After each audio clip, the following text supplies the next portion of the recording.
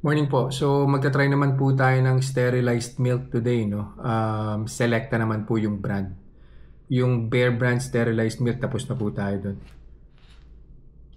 So as always, baseline po muna tayo.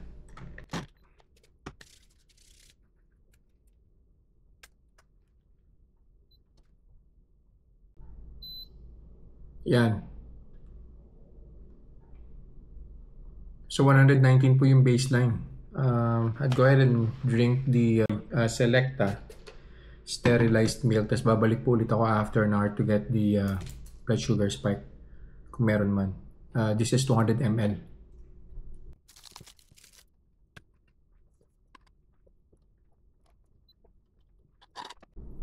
One hour na po. Kuha na po tayo ng blood sugar.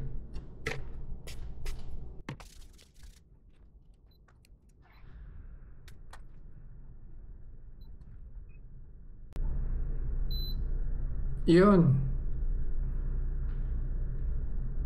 So 153 po yung first hour. 118 po yata yung baseline natin. So balik po ulit ako after an hour to get the final blood sugar reading. Final blood sugar reading na po tayo.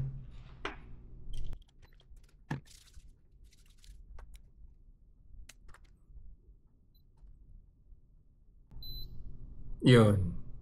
So bumaba na po siya, no? 124.